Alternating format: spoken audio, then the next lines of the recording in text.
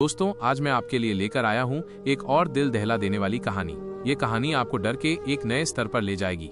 ये एक ऐसी दुल्हन की कहानी है जिसके अंदर एक भयानक रहस्य छुपा है और वो रहस्य उसकी शादीशुदा जिंदगी को खौफनाक बना देता है। तो अपनी हिम्मत को बांध लीजिए, क्योंकि ये सफर बहुत लंबा और डरावना होने वाला है। शुरू करते हैं।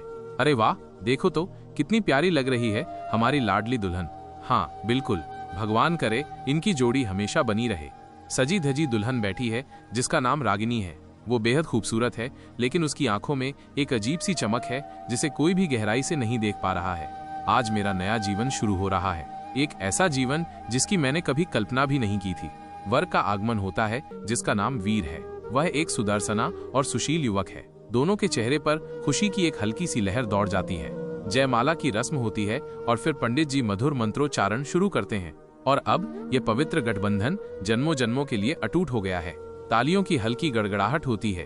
रागिनी और वीर एक दूसरे को देखकर एक औपचारिक मुस्कान देते हैं। कुछ दिन बाद वीर और रागिनी अपने नए घर में प्रवेश करते हैं। शुरुआती दिन शांति और एक दूसरे को जानने की कोशिश में बीतते हैं। रागिनी, तुम सच में बहुत प्यारी हो और आप भी बहुत अच्छे हैं। आपके साथ मैं बहुत सुरक्षित महसूस करती हूँ। धीरे धीरे रागिनी के व्यवहार में एक सूक्ष्म बदलाव आने लगता है। वो कभी कभी अचानक गुमसुम हो जाती है और रात में उसे गहरी नींद नहीं आती। उसकी आंखों के आसपास हल्की सी थकान दिखाई देने लगती है। रागिनी, क्या बात है? तुम आजकल थोड़ी शांत लग रही हो। सब ठीक तो है? हाँ वीर, मैं ठीक हूँ। बस थोड़ी नई जगह है ना, इसलिए थोड़ा अजीब लग रहा है। एक रात वीर आधी रात को उठता है। उसे लगता है कि रागिनी बिस्तर पर नहीं है। वह धीरे से उठता है और उसे ढूंढने के लिए कमरे से बाहर निकलता है। वीर घर के पिछले हिस्से में बने बगीचे में आता है। चांदनी रात है और बगीचे में रहस्यमयी शांति छाई हुई है। अचानक उसे एक धीमी अजीब सी आवाज सुनाई देती है। वीर थोड़ा डर जाता है। वो दबे कदमों से आवाज की दिशा में बढ़ता है। वो देखता है कि रागिनी बगीचे के बीच में खड़े एक पुराने बरगद के पेड़ के नीचे बैठी है। उसकी पीठ वीर की तरफ है और उसके बाल हवा में हल्के हल्के लहरा रहे हैं। रागिनी, तुम यहाँ क्या कर रही हो इतनी रात में? रागिनी धीरे धीरे मुड़ती है। वीर उसे देखकर थोड़ा चौंक जाता है। रागिनी की आंखें हल्की लालिमा लिए हुए चमक रही हैं और उसके चेहरे पर एक अजीब सी उदासी है। मैं बस थोड़ी हवा लेने आई थी, नींद नहीं आ रही थी। वीर को कुछ अजीब लगता है, लेकिन वो ज्यादा ध्यान नहीं देता। अगले कुछ हफ्तों में रागिनी का अजीब व्यवहार बढ़ता जाता है। वो दिन में शांत और उदास रहती है, लेकिन रात में वो अक्सर जागती रहती है और घर के आसपास घूमती हुई दिखाई देती है। वीर को उसकी चिंता होने लगती है। रागिनी, तुम्हारी तबीयत ठीक नहीं लग रही है। क्या तुम्हें डॉक्टर को दिखाना चाहिए? नहीं वीर, मैं बिल्कुल ठीक हूँ, बस थोड़ी थकान है। तुम चिंता मत करो। एक रात वीर की नींद अचानक खुल जाती है। कमरे में अजीब सी ठंडक महसूस हो रही है। वो देखता है कि रागिनी बिस्तर पर नहीं है। इस बार वो थोड़ा घबरा जाता है।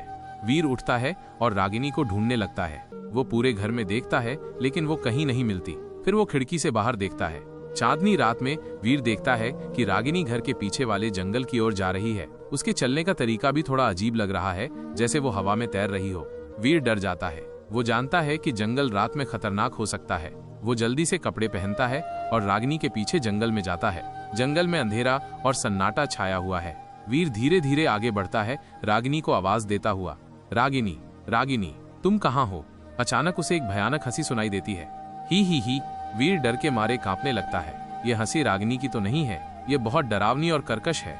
वो आवाज की दिशा में और आगे बढ़ता है। पेड़ों के बीच से उसे एक अजीब सी रोशनी दिखाई देती है। जब वो रोशनी के पास पहुंचता है तो वो जो देखता है उससे उसके पैरों तले की जमीन खिसक जाती है। रागिनी एक छोटे से खुले मैदान में खड़ी है। उसके चारों तरफ आग जल रही है और उसके चेहरे पर एक भयानक शैतानी मुस्कान है। उसकी आंखें पूरी तरह से लाल चमक रही हैं और उसके हाथ लंबे और नुकीले हो गए हैं। उसके बाल हवा में बेतरतीब ढंग से उड़ रहे हैं। तुम ये क्या हो रागिनी? ये सब क्या है? रागिनी अपनी भयानक हंसी जारी रखती है। मैं वही हूँ जो हमेशा से थी वीर। बस अब तुमने मेरी असली पहचान देख ली है। मैं एक चुड़ैल हूँ। इस कुल की हर दुल्हन शादी के बाद चुड़ैल बनती है। ये हमारा भाग्य है। वीर डर के मारे पीछे हट जाता है। उसे विश्वास नहीं हो रहा है कि वो जो देख रहा है वो सच है। तुम झूठ बोल रही हो, ये सब सच नहीं हो सकता। मेरी रागिनी, वो ऐसा नहीं हो सकती। रागिनी उसकी तरफ देखती है। उसकी आंखों में अब कोई प्यार या सहानुभूति नहीं है, सिर्फ ठंडी भयानक नफरत है। तुम बहुत भोले हो वीर। तुमने कभी जानने की कोशिश नहीं की कि मैं सच में कौन हूँ। अब बहुत देर हो चुकी है। अब तुम भी मेरे साथ इस शापित जिंदगी का हिस्सा बनोगे। रागिनी अपनी लंबी नुकीली उंगलियों को वीर की तरफ बढ़ाती है। वीर डर के मारे भागने की कोशिश करता है, लेकिन उसके पैर जैसे जम गए हैं। रागिनी धीरे धीरे उसकी तरफ बढ़ती है। उसकी भयानक हंसी जंगल में गूंज रही है।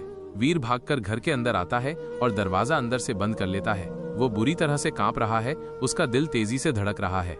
ये क्या हो रहा है? ये सब एक बुरा सपना होना चाहिए। मेरी रागिनी, एक चुड़ैल, ये कैसे मुमकिन है? दरवाजे पर जोरदार खटखटाहट शुरू हो जाती है। दरवाजा खोलो वीर, तुम मुझसे छिप नहीं सकते, अब तुम मेरे हो हमेशा के लिए। वीर डर के मारे एक कोने में दुबक जाता है। खटखटाहट तेज होती जाती है, जैसे कोई दरवाजा तोड़ने की कोशिश कर रहा हो। दीवारों पर भयानक साया नाच रहे हैं। अगले कुछ दिन वीर के लिए खौफनाक सपने की तरह बीतते हैं। रागिनी हर रात अपनी भयानक रूप में आती है और घर के बाहर से उसे डराती है। वह उसे घर से बाहर निकलने नहीं देती। अगर तुमने भागने की कोशिश की तो मैं तुम्हें जान से मार दूंगी। तुम हमेशा मेरे साथ रहोगे इस शापित घर में। तुम ये सब क्यों कर रही हो रागिनी? मैंने तुम्हें प्यार किया था, मैंने हमेशा तुम्हारा भला चाहा था। प्यार? चुड़ैलों के लिए प्यार का कोई मतलब नहीं होता। हमारे लिए सिर्फ शक्ति और बदला मायने रखता है। तुमने एक चुड़ैल से शादी की है और अब तुम्हें इसकी कीमत चुकानी होगी। वीर धीरे धीरे समझ जाता है कि रागिनी के चुड़ैल बनने के पीछे एक सदियों पुराना श्राप है जो उसकी कुल की हर दुल्हन को अपनी चपेट में ले लेता है। एक रात जब रागिनी गहरी नींद में सो रही होती है, वीर हिम्मत करके घर के एक पुराने और बंद कमरे में जाता है। उसे उम्मीद है कि उसे वहां कुछ ऐसा मिलेगा जिससे इस श्राप के बारे में पता चल सके। कमरे में धूल और मकड़ी के जाले हैं। वीर एक पुरानी संदूक खोलता है और उसमें उसे एक पुरानी डायरी मिलती है। डायरी के पन्ने पीले पड़ चुके हैं। वीर डरते डरते डायरी खोलता है और उसे पढ़ना शुरू करता है। मेरी प्यारी बेटी, जब तुम बड़ी हो जाओगी तो तुम्हें पता चलेगा कि हमारा परिवार एक भयानक श्राप से बंधा हुआ है। सदियों पहले हमारी एक पूर्वज ने एक शक्तिशाली जादूगर का अपमान किया था और उसने श्राप दिया था कि हमारी कुल की हर दुल्हन शादी के बाद अपनी असली भयानक रूप में बदल जाएगी। ये हमारी किस्मत है और इससे कोई नहीं बच सकता। वीर डायरी पढ़कर हैरान रह जाता है। उसे समझ में आता है कि रागिनी जानबूझकर उससे दूरी बनाए रखने की कोशिश कर रही थी, लेकिन वह इस भयानक श्राप से बच नहीं पाई। अगले दिन वीर रागिनी से बात करने की कोशिश करता है जब वो अपने सामान्य रूप में होती है। रागिनी, मैंने तुम्हारी माँ की डायरी पढ़ी, मुझे सब पता चल गया है उस श्राप के बारे में। रागिनी की आंखें आंसुओं से भर जाती हैं। तुम्हें ये सब क्यों जानना था वीर? अब तुम भी खतरे में हो, तुम्हें यहाँ से चले जाना चाहिए। नहीं रागिनी, मैं तुम्हें अकेला नहीं छोड़ सकता। मैं तुमसे प्यार करता हूँ और मैं तुम्हें इस श्राप से मुक्त कराना चाहता हूँ। ये मुमकिन नहीं है वीर, ये श्राप बहुत शक्तिशाली है, इसे तोड़ने का कोई तरीका नहीं है। लेकिन वीर हार नहीं मानता। वह गांव के सबसे बूढ़े और ज्ञानी व्यक्ति के पास जाता है और उनसे इस श्राप को तोड़ने का उपाय पूछता है। ये श्राप बहुत गहरा है बेटा, इसे तोड़ने के लिए तुम्हें एक बहुत बड़ा त्याग करना होगा। तुम्हें एक विशेष यज्ञ करना होगा और उस यज्ञ में तुम्हें अपनी सबसे प्रिय चीज की बलि देनी होगी। अपनी सबसे प्रिय चीज? वीर सोच में पड़ जाता है। उसकी सबसे प्रिय चीज तो रागिनी है, क्या उसे खोना होगा? वीर घर लौटता है और यज्ञ की तैयारी शुरू करता है। वो जंगल से लकड़ियां लाता है और हवन कुंड बनाता है। रागिनी उसे ये सब करते हुए देखती है। उसकी आंखों में हैरानी और डर है। तुम ये सब क्या कर रहे हो वीर? ये सब बेकार है, तुम अपनी जान खतरे में डाल रहे हो।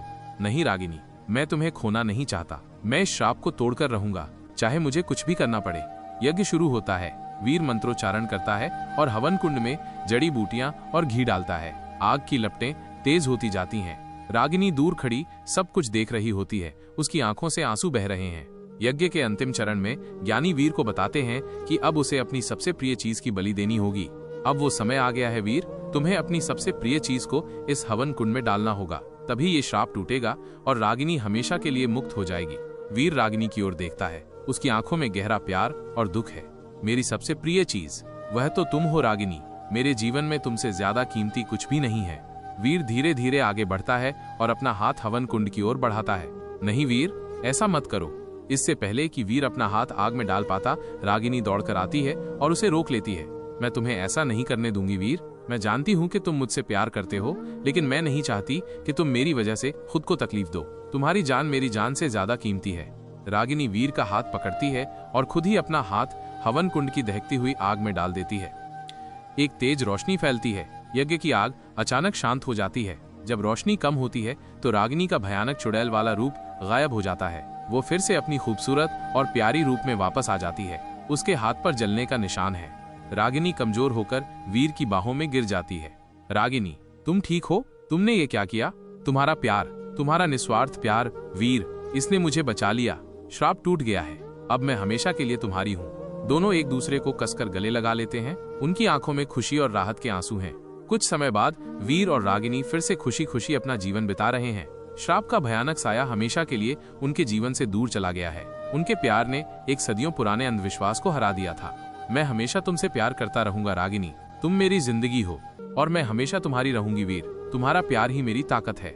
दोनों एक दूसरे को देखते हैं, उनकी आंखों में अटूट प्यार और कृतज्ञता का गहरा भाव है, डरावनी रहस्यमयी आवाज में। तो दोस्तों, ये थी हमारी आज की खौफनाक कहानी चुड़ैल दुल्हन का अंत। उम्मीद है कि ये कहानी आपको पसंद आई होगी और इसने आपको ये भी दिखाया होगा कि सच्चा प्यार हर बाधा को पार कर सकता है, चाहे वो कितनी भी भयानक क्यों न हो।